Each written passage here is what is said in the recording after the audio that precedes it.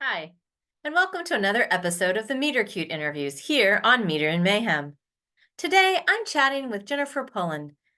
Jennifer's chapbook, A Bead of Amber on Her Tongue, won the Omnidon Fabulous Fiction Award, and her craft book, an anthology, Fantasy Fiction, A Writer's Guide and Anthology, is out now from Bloomsbury Academic.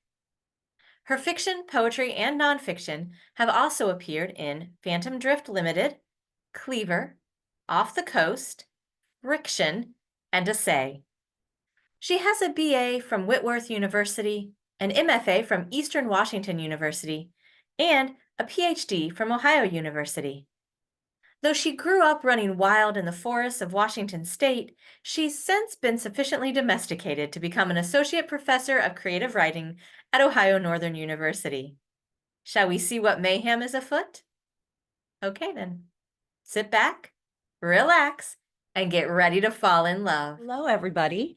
I am going to read a little section from my new book, which is a craft text with an anthology, a little bit about which is called Fantasy Fiction, A Writer's Guide and Anthology. I'm going to read a little bit from the introduction and then a little bit from chapter 1, and then I will read a little bit from one of my short stories in my chapbook of feminist retellings of Greek myths. So without further ado, here we go. Introduction.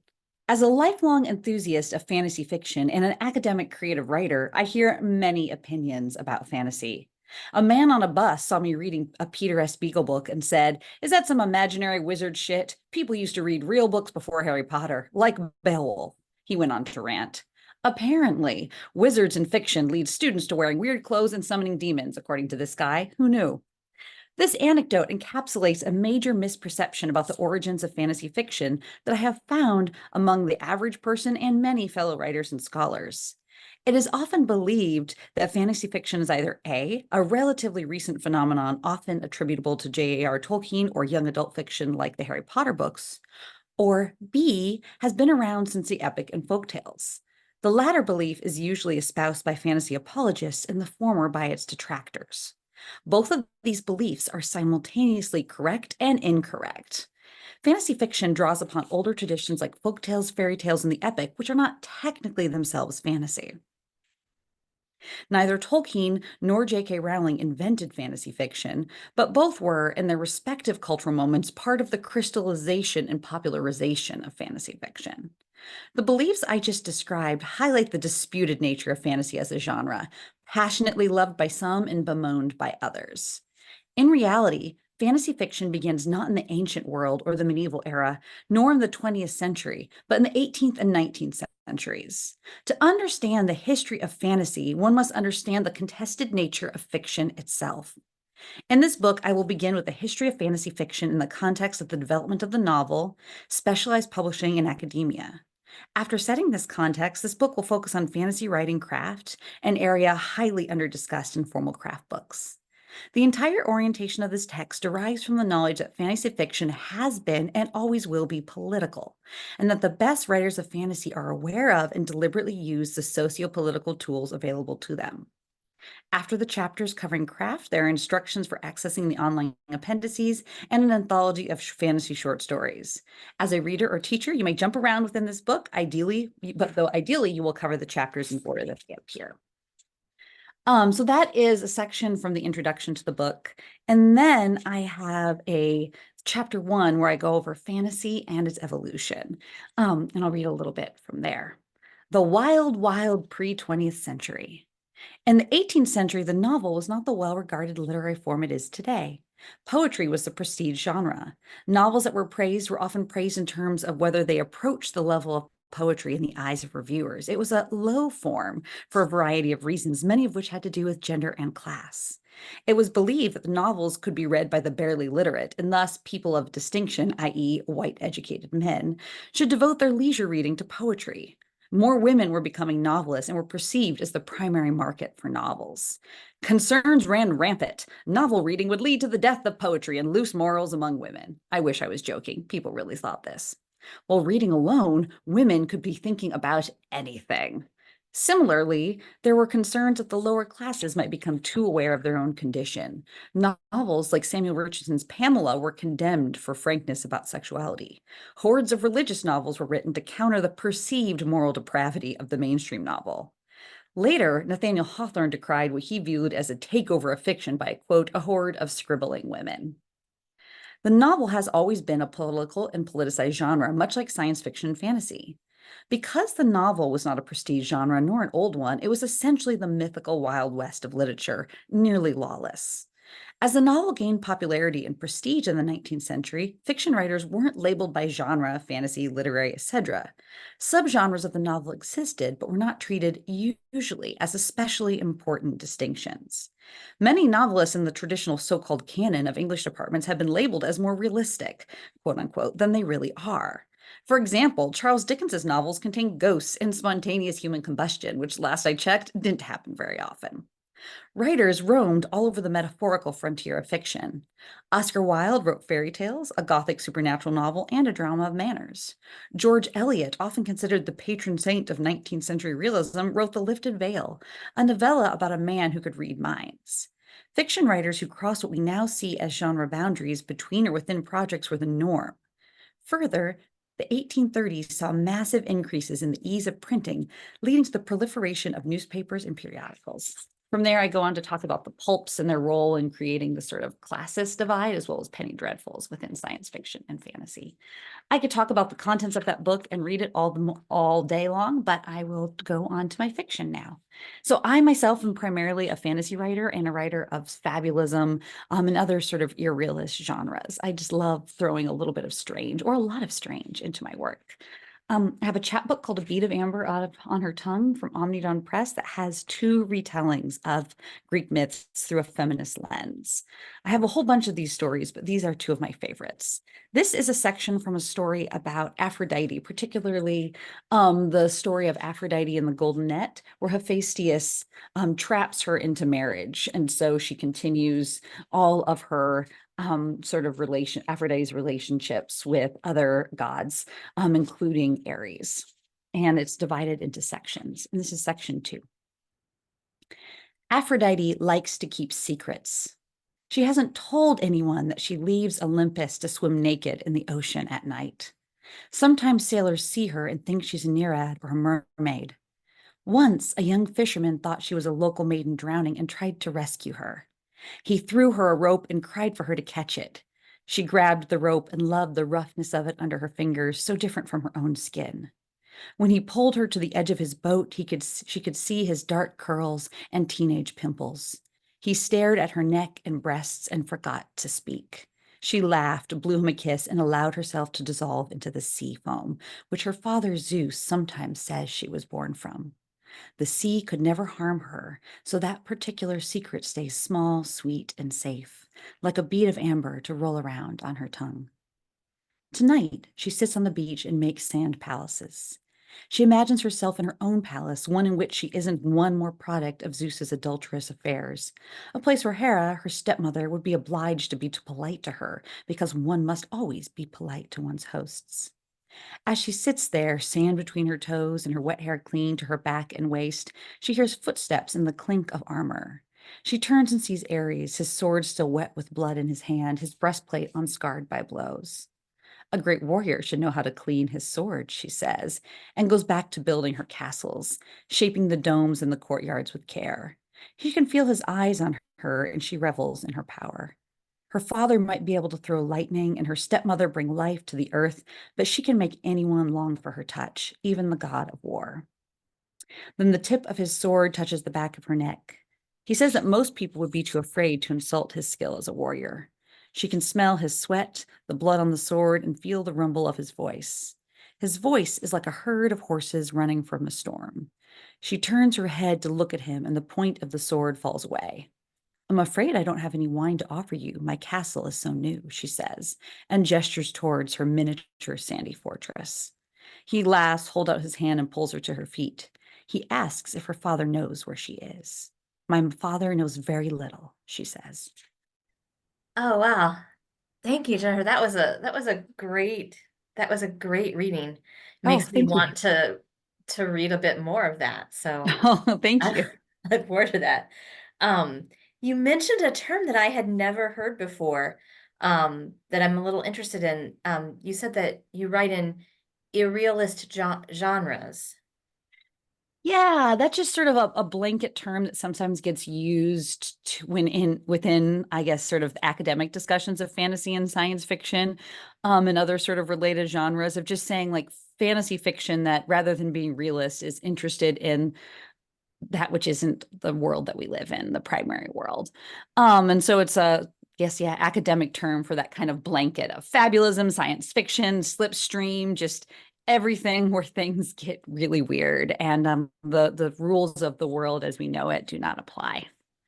Oh, excellent. It's Hmm. it's always good to have a new term under my belt. Because Oh, sometimes thank you.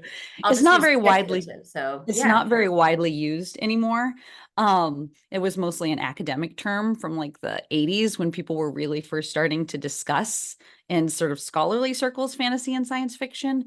Um, and so when I'm trying to like think about it in an academic way, I tend to prefer that one myself.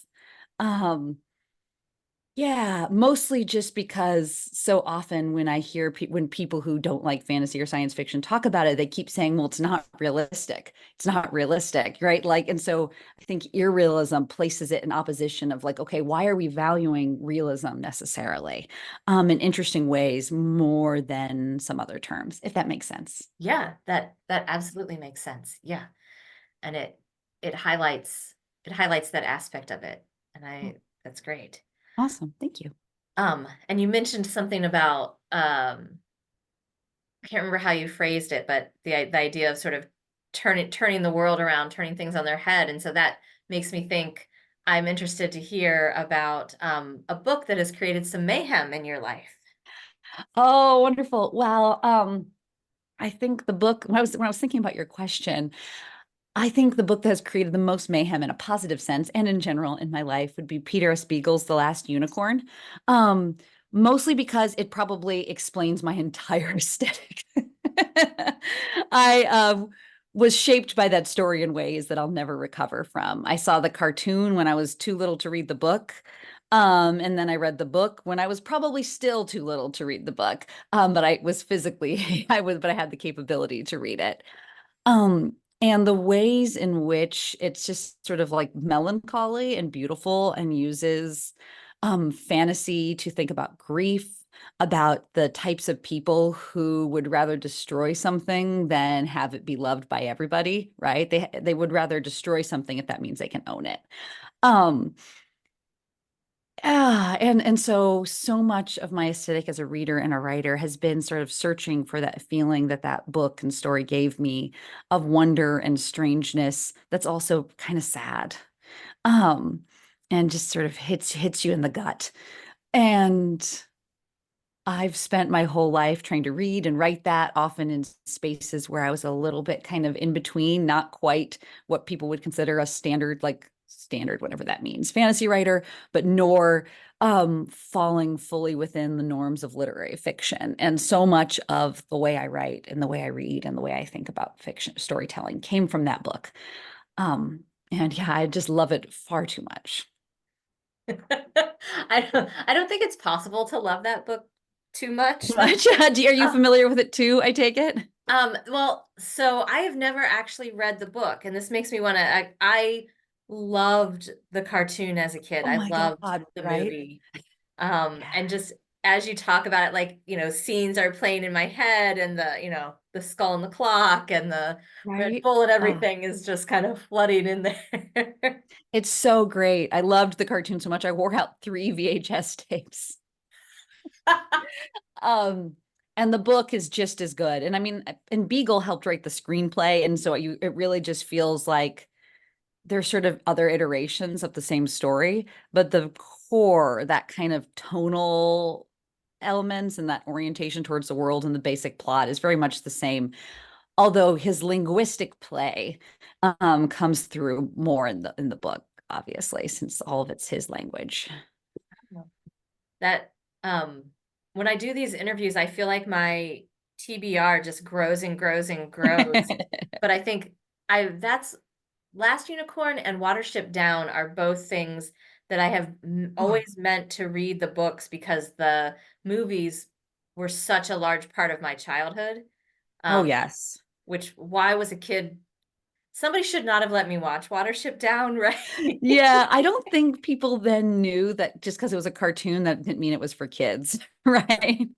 It's Yes. like, hey, let's give kids a World War I allegory for trench warfare and mustard gas. Right, right. Yeah, yeah. Oh. Oh, yeah. Um, so you said you wore through 3 VHS tapes. Did did that become an issue, or was it just like, of course you can have a new copy? I mean, I was an only child until I was 7 years old, and we didn't have television reception. And so like VHS tapes was how we watched things. And I think my love for it was so extreme. My parents, who were both just very kind to me, really good at catering to whatever I was super into at the time. But yeah, they replaced it each and every time, every couple years, they'd be like, oh, this one's starting to skip and do that sound, that wearing out VHS tapes would do. Yeah. I'm familiar with it, yeah. And Oh. that dates us right there, doesn't it? That we know that sound. Yes.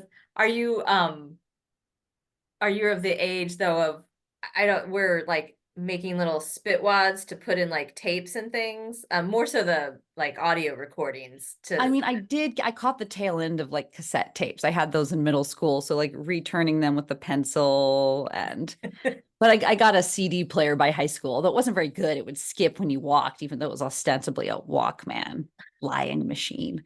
But right. Yes. Um, so thinking back though, thinking back to that sort of nascent writer who was wearing out the videotapes and, with the Walkman, what kind of advice would you like to give her if you could go back and give her some advice? oh goodness. I think I would, if I could tell sort of my younger writer self, um, I would tell her it was okay to want to be a writer, but that also it would take longer and be harder than she thought. And not to get discouraged that it was taking a long time. Because I had been so I was homeschooled by my hippie parents because of our like little small town school being really uptight. And so I had lots and lots of free time and lots of time to pursue whatever I was interested in. And so I didn't really have a good understanding as a child about how long it actually took to accomplish things. And I found a list in an old journal a couple summers ago when I was sorting through stuff at my parents' house where I listed the things I wanted to accomplish by 30. Um, and I had no sense of scope. I said, have a PhD, have published at least 6 books. I listed like 20 countries I wanted to go to, and then I said, have kissed at least 3 boys. That by like I had like kissing 3 boys and having a PhD and 6 books at least, all in the same list by before 30. um, and yeah, and so I wrote so much and I loved it so much. And, as a middle schooler and high schooler, I wrote Star Wars fan fiction religiously at 5 p.m. every night on theforce.net. Um, and so like I was so committed to being a writer and to being that person. And, but then as time went on, I saw some people publishing sooner and things like that, and that can get really discouraging. And so I think it'd be good to tell my younger self, like, it will take a while, but that's okay. Writing takes time. You won't publish 6 books by 30, but that's also okay. Oh, that I think that's excellent advice. I feel like that's advice I even need to hear now, right? Yeah, that's fair. I think we all do. Yeah. Yeah. Yeah, because it can, and even once you get a book picked up, I think that's something also that we don't, like, as a younger writer, never realized that like it can get picked up and then it can still be 2 years before you actually even have something in your hands. Yes, Um, yes. Yeah, patience is not necessarily the forte of younger writers, so No. or me now, even, yeah. Right, Um, right. what kind of advice do you think that younger writer could send up to you if she randomly popped into 2024 and saw how things were going? What do you think that she would say? Oh, I mean, that's a really good question. I think my younger self would probably want to remind me that I love this, right? Because I do love writing and I love teaching, but sometimes it can get so easy as we're becoming, on one hand, more successful, also to get really focused on like accomplishing things, and on like completing the book. And when like because when it becomes work, it's really useful to remember that like you get into the work because I love it so much. Um, because when you're a teenager or a kid, at least for me, it was pure joy, right? It was undiluted by worrying about ambition, by about any of that stuff, right? And I think it's really important as artists for us to protect our joy and to like remember that we have it and not like shove the joy of the art, too deep underneath the work. I'm gonna ask a question that is it's simple, but also I understand if you don't have an answer. Um, how do you do that? How do you keep the joy from getting buried under those layers? Oh God, I don't know. I mean, something I do that helps me, I don't know, it doesn't always succeed, is I always read books just for the pleasure of them. Like it's really easy as a teacher, of, where I'm teaching, where I'm reading professionally all the time, and to get busy and be like, well, I've read all day for class, do I want to read more? But all actually that I always read before bed.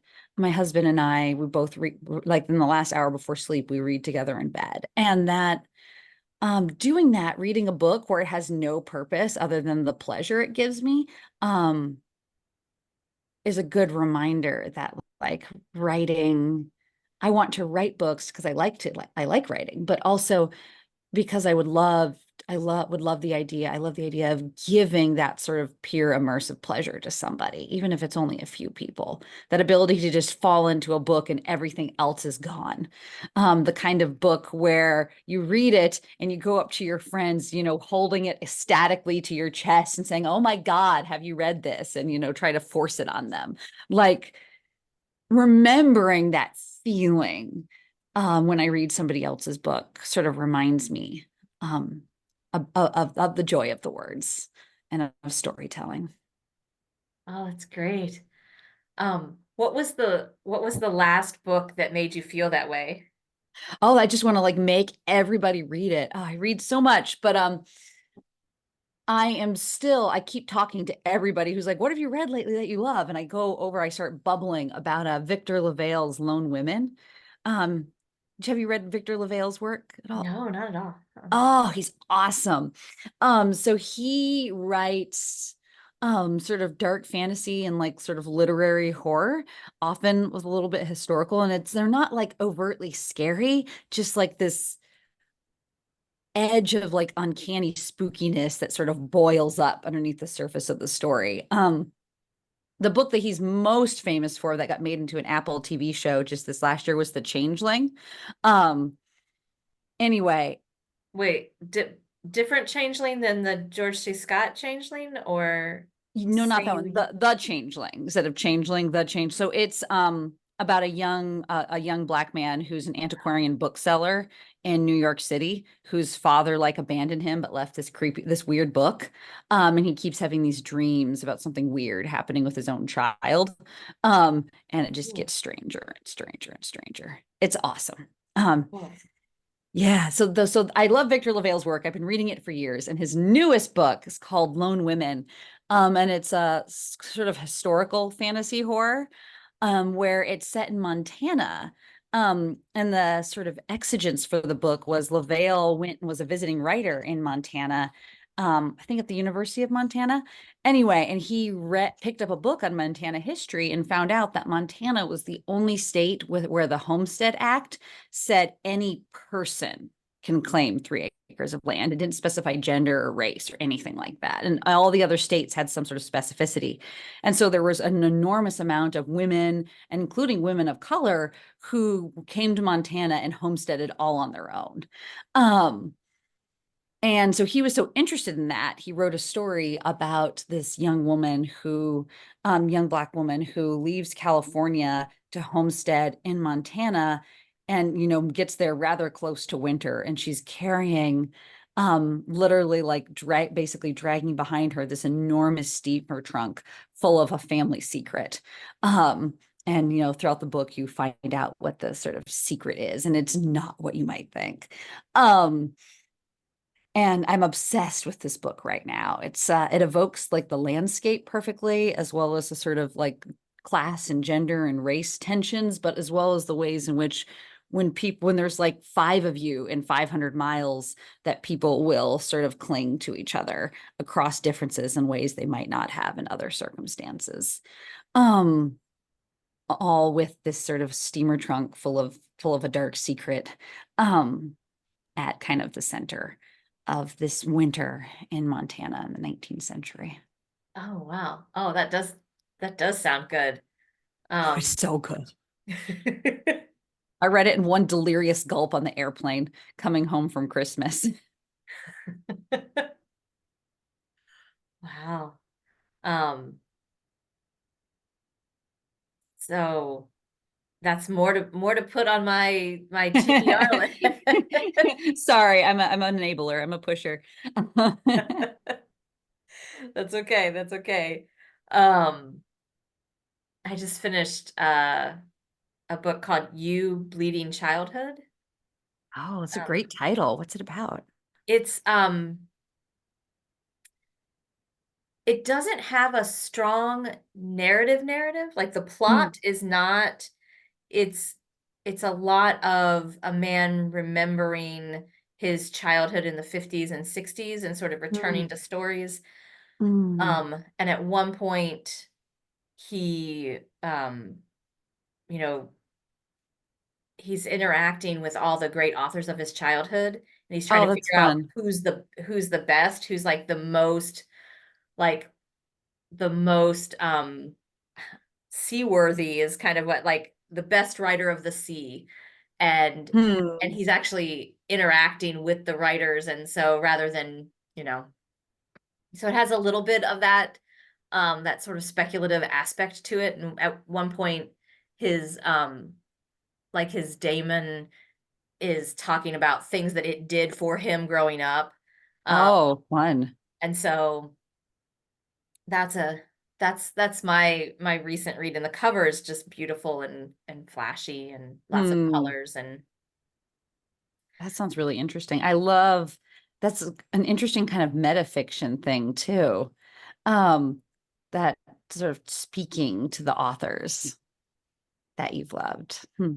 yeah, is there an author, this was not on my pre list of questions, so I'm still gonna throw this out. Yeah, do it. um is there an author that you wish you could sit down with, somebody who isn't around Oh, anymore, that yes, yes, absolutely.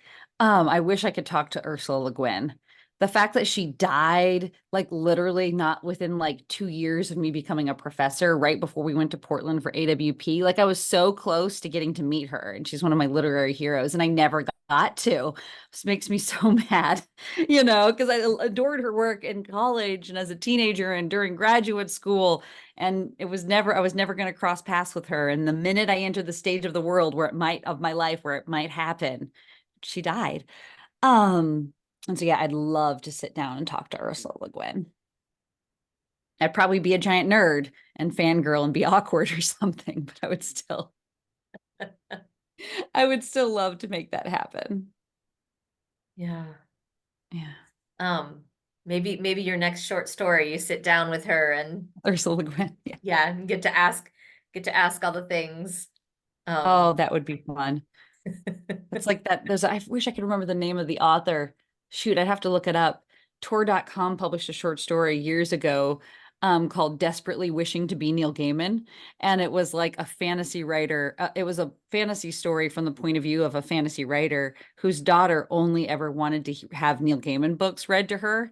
And so he ran out. She kept asking for more. And so he started like trying to channel Neil Gaiman. And he gets sort of like possessed by his imagined version of Neil Gaiman. Oh, wow. You That know, sounds good. it was wild. It was a wild story. I often wonder what Neil thought of that story existing in the world. I mean, the sci-fi fantasy world isn't a huge one, so they may even know each other. But I remember reading that one, and anyway, what you're talking about makes me think of that. Um, Wanting so badly to be able to please their kid that they, try to become Neil Gaiman and write more. Excellent. Oh, that's cool. I wrote that down and hope maybe I'll see if I can find it somewhere and put it down in the comments so that people can check it out if it's Sure accessible thing. online anywhere still. I mean, I think it's on Tor.com, and those should all be free. They moved all their fiction over to Reactor magazine, but if you Google Tor.com stuff, it'll still link to it. Um, Excellent, excellent. mm. Um, well, thank you so much for coming in today and chatting with me. This has been a pleasure. Oh, it's my pleasure. Thank you so much for inviting me. What a fun interview that was. Ah, so much nostalgia. Man, if I wasn't afraid of copyright strikes, I would be singing the Last Unicorn song right now. Ah, if you have not seen, if you haven't seen the movie or read the book, I highly recommend that you do that. Um, so many good memories. So many good nightmares as a child from that. And now uh they've been brought back into my mind thanks to this interview. We'll see. We'll see what I dream tonight. Thanks for stopping by.